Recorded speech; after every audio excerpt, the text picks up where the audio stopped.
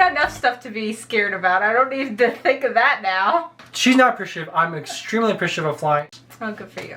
That's how I stay calm. I take things for granted.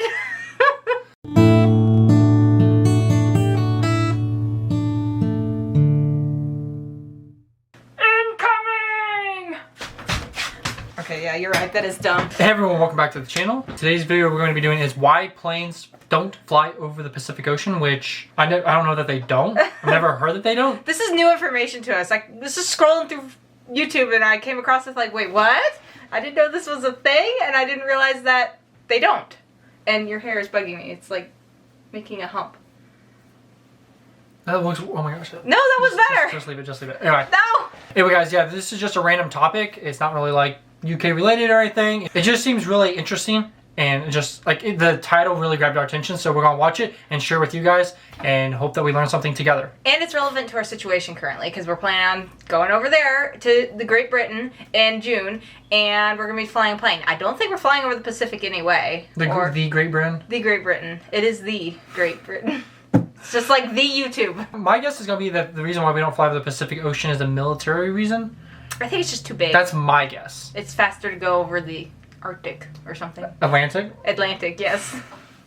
Anyway, guys. No, not just the Atlantic, you know, over the Arctic, over the top part of the Earth. Anyway, guys, we're going to be doing this video. We might start doing more of these just kind of random fact videos. So comment down below if you guys enjoy this type of content. And learning along with us. So yeah, it would be great to share this with all of you. We want all your feedback. Anyway, guys, before we get in the video, please like, share, subscribe. Turn the notification bell on if you haven't. A lot of you guys are probably honestly not subscribed. I've heard that a lot of people think they're subscribed and they're not. So just check it if you want to be subscribed. Double check. Only if you want to be subscribed to this channel. Other than that, let's get into this video and check out why planes don't fly across the Pacific. But I noticed something strange while booking my Asian getaway. My plane seems to be making a detour over Alaska. Why is my plane going out of its way to avoid the Pacific Ocean? Is this a mistake? Did I accidentally sign up for the Caribou route? At first, you might think this was a safety issue. The Pacific is the largest and deepest of the world's oceans. If a plane encounters a problem over a seemingly endless and bottomless pond of water, the pilots are going to have a rough time finding a safe spot to set her down. I mean, I would say that probably is somewhat true with the Atlantic, though. Yeah. I mean, I guess you have maybe Greenland, and like you can maybe veer off north and land somewhere, but... Alaska might not be overpopulated with international airports, but it's a lot better than the middle of the ocean. How's that for a tourism slogan? Alaska. At least it's better than sinking. Okay, I apologize, Alaska. Guessing that it was a safety precaution wouldn't be entirely wrong. When planning a route, many pilots prefer to maximize the number of airports along their path. Emergencies are incredibly rare relative to how many planes take to the skies every day. That's true. But I can't think of many things more stressful than losing an engine 30,000 feet over the middle of the Pacific Ocean. That said, it isn't the main reason airlines tend to avoid making a straight shot east. Okay, because I was wondering, because I was thinking that was the only reason. But if there's another reason, I have no idea what the other reason would be. Yeah, obviously I'm not a pilot, and the few times I've looked at tickets, I've never really paid attention. I've kind of wondered, like, why are they, like, doing weird curves? But I always just figured, like, I think there's a reason behind it, but I didn't think, like, you didn't what think is further the reason? than that. Well, I didn't think that there weren't planes that didn't fly directly across. I thought, oh, just this flight for some reason curves. Right. So I'm curious what he's going to say now. Said, it isn't the main reason airlines tend to avoid making a straight shot east to west. Ultimately, it comes down to saving fuel and time. It's easy to forget that an airline is a business whose profits depend on how quickly and cheaply it can move passengers between destinations. People also prefer to get to their next stop as quickly as possible, so it's a win-win for both airlines and passengers. Long story short, which is not my forte, speed is usually the primary factor in determining a plane's flight path. Excluding special circumstances such as passing through the jet streams or other meteorological concerns, the fastest route is almost always the one closest to a straight line. But wait, just look at that flight path. It's anything but a straight line. Well, yeah, when you look at it on a flat map. But our planet isn't flat now, is it? That's a... Hot debate there, hot debate. I believe that it is circumference, globe. Round. Round, yes. Yeah, I do too. when you look at it on a flat map. But our planet isn't flat now, is it? It can be confusing since we're used to looking at our world on a two-dimensional plane. Unless you bust out a globe each time you need to check where some city or country is located, you probably look at a world map. So, on a 2D map, making a giant rainbow to avoid the Pacific Ocean looks like a much longer route. But since the Earth is a sphere, more or less, but more on that later, a straight line is going to look very different in three-dimensional spaces. Okay, let's do a little experiment. Okay. Got a globe nearby? No. Oh yeah, I just said most of us use Google Maps. Alright, here. I'll show you on mine. I put one end of a string on Los Angeles and the other end on Tokyo. When I pull it tight, you'll notice that the string isn't running exactly parallel to the lines of latitude printed on the globe. Instead, it'll bend slightly upwards as it follows the curvature of this mini Earth I got at the bookstore down the road. This effect is even more pronounced in practice because my globe isn't a perfect recreation of the real deal. In fact, the problem is that it's too perfect. You see, unlike a globe, the Earth isn't a perfect sphere. What? Our planet is slightly bigger around the middle, kind of like me after the holidays. Wait! Did you know that? Yeah. Oh. I knew it wasn't like this beautiful, perfect globe, but yeah, it's kind of shaped slightly If I out. knew that, I forgot. Planet is slightly bigger around the middle, kind of like me after the holidays. Semi-squished. Wait, who wrote that? When looking at pictures taken from outer space, the difference isn't enough to notice. The planet is so big that it's easy to lose track of a few hundred miles here and there. But check it out. If you could take a giant string and measure the Earth's circumference through the poles, you'd need 24,860 miles of string. But if you do the same at the equator, it would jump to 24,900 miles. Why is that, you ask? Well, it's because our planet rotates on its axis. Ever spin yourself really fast on the playground merry-go-round when you were a kid? Remember feeling like the thing was going to throw you out to the sides? Actually, I remember I was throwing up a lot. Not a good That's exactly what I was gonna say. Like, I remember, I know this has nothing to do with planes, but my dad, I would be like on the merry-go-round, and he would just like sit there and spin and spin and spin. I never threw up, I don't think, but it'd be like you get off and you just feel like super sick. Did you ever fly off? I think once or twice, but I don't think it was going that fast.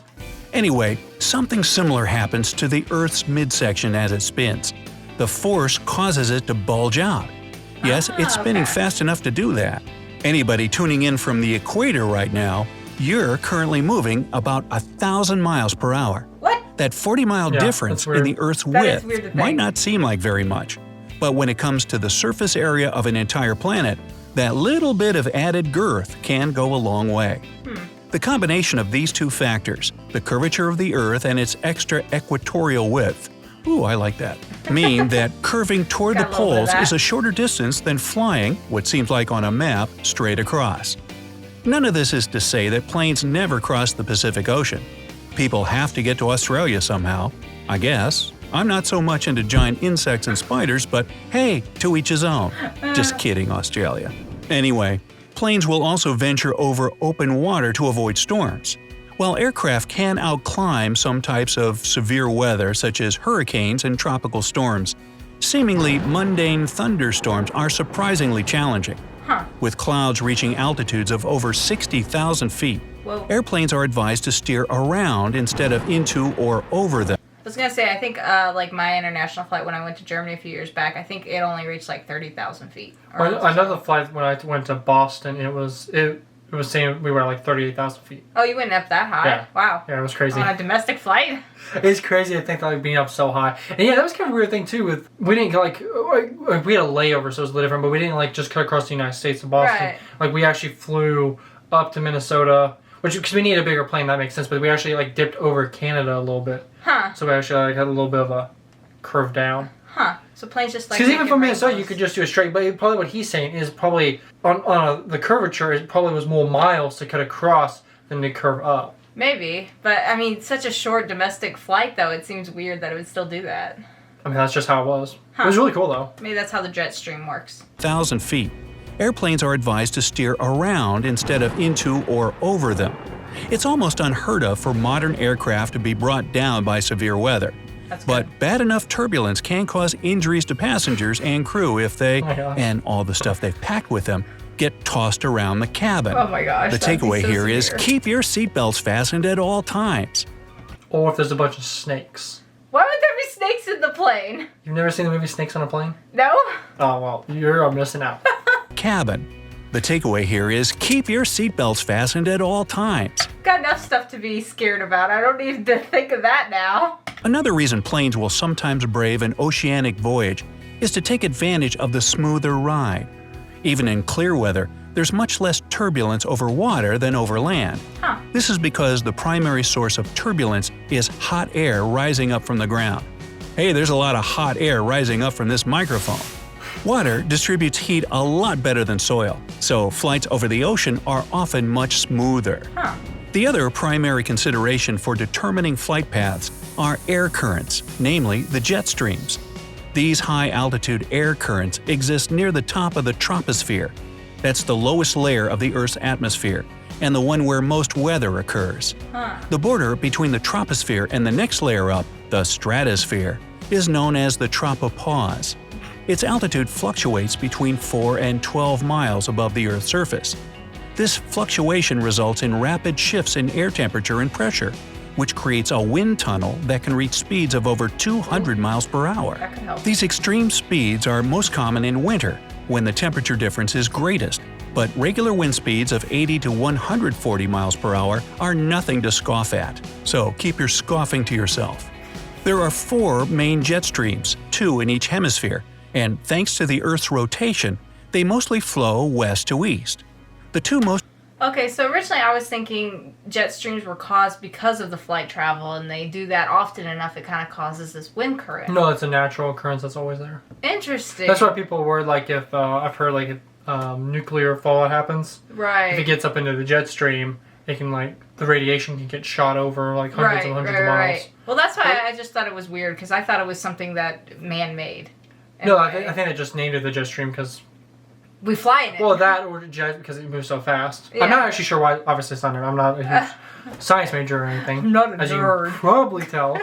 But yeah, no. So it makes sense. They probably just go up in there when they're going one like a Yeah, to make time. I don't know if he's gonna say this. I don't. I feel like they probably don't go against it. Yeah, I would think not. The 2 most important for air travel are the polar jet stream, which forms near the Arctic Circle, and the subtropical jet stream near the equator. Both are thousands of miles long despite being only a few miles wide. Flying with a jet stream can shave several hours off of a trip, but flying into it can slow the Yeah. plane down considerably. Yeah. It's also worth noting And use more. Save fuel and use more fuel, vice versa. Like Right. but flying into it can slow the plane down considerably. It's also worth noting the risks associated with jet streams. The biggest hazard is a kind of turbulence known as clear air turbulence, which occurs along the edges of the streams. This kind of turbulence is nearly impossible to predict and far more intense than the usual variety. Turbulence-related accidents are rare, on the side. but they are possible. One particular serious incident happened in 1997, when a plane flying from Tokyo to Honolulu suddenly dropped after hitting a patch of clear air turbulence. The pilots were able to regain control, but many passengers had been thrown from their seats really hard by the sudden descent. With that danger in mind, Gosh. flight plans need to be carefully calculated to take advantage of the jet streams without putting the plane at risk. Repeat after me. Keep your seatbelts on at all times while flying. there's one thing though. It is still like even us. It's just something like we take for granted. I feel like being able to fly is like a miracle. I guess, yeah. No, it genuinely is like every day. Like anyone goes on a flight, the fact that you can go in a plane, it's safer than driving a car statistically. Travel. What are you laughing at? You're just going into way too much No, detail. I'm not. I was just freaking No. out because the thought I'm of saying that crashing. we need to appreciate the miracle of flying that it really is. It seems like The statistics are like incredible. It's I incredibly know, safe. but just takes once. Yes, it takes once and you die, but the same thing could be said with driving a car. That's true. I'm just saying, guys, have to not think about it. she's not appreciative. I'm extremely appreciative of flying and just the science wonder that it truly is. Oh, good for you. Understanding why planes take the routes they do often comes down to facts that we don't usually think about in everyday life. The jet stream mostly affects things tens of thousands of feet in the air. And the curvature of the Earth doesn't really matter unless you're traveling hundreds of miles per hour over vast distances. I don't know about you, but my car can't quite manage either of those things. At least not yet. I have a few ideas, but we'll save that for a video titled 7 Things You Shouldn't Strap Rockets To. Wow. I think that cleared up some questions. Yeah, it was slightly, obviously, with YouTube and titles, slightly clickbaiting the fact, like, well, it says, like, why they don't, and then even shows that they do occasionally. Yes, but not much, and very rare occasions. It does seem like mainly because it's going the wrong way a little bit, because you're hitting the jet streams wrong. Well, maybe they just stay out of them. They could just fly below them. That's true, I guess. Or go through them and fly above them. I guess, yeah. Either way. I'm not a pilot. It would be interesting for sure to know if anyone is a pilot. I don't know. Maybe I'll just look up a video by myself and look more into that, because that is a very interesting topic. I was totally wrong. Obviously, it had nothing to do with the military. I thought for some reason, like, I know each country has like so many nautical miles that they... Of ocean. Of airspace, but obviously with the civilian passenger flight, I think a lot of that gets ignored. No, I wouldn't say ignored. I think we have right of way or something like that. Yeah, but like you allow planes from other countries to enter. Cross over other countries. Yeah. So anyway, I don't know. It was just very interesting. It makes a lot more sense now. Yes. Even especially just the land, like knowing like there's more land to land on. That to me is more comforting, knowing that, you know, whatever your route is, you're more likely to have more landing space. Safe landing space, you know, not in the middle of the ocean. Another thing I think with the plane though too is like, unless it like totally blows up or whatever. Don't say that! Oh my gosh! I think you can glide it for miles. If you're high enough, if you're high enough in a big plane, I think you can like go a long way before having. Yeah, but you know, miles could be like 10, 30 miles when you have like 300 miles to cover. Yeah, actually, between places. If you have to land on the ocean, then you land on the ocean. But nope. It also makes more sense though too. Yeah, being closer to land, you're more likely to get rescued faster. Yes, exactly. So let's keep that route. Anyway, I thought it was a really interesting video. I appreciate the science and wonder of flying. Obviously, I appreciate it. It just was unnerving to me thinking take it about for granted, and that is a shame. That's how I stay calm. I take things for granted. Anyway, guys, that was the video. Let us know if you learned anything from it. Not from us, but from the video. As always, please be safe, take care, look after one another, and cheers. Yes.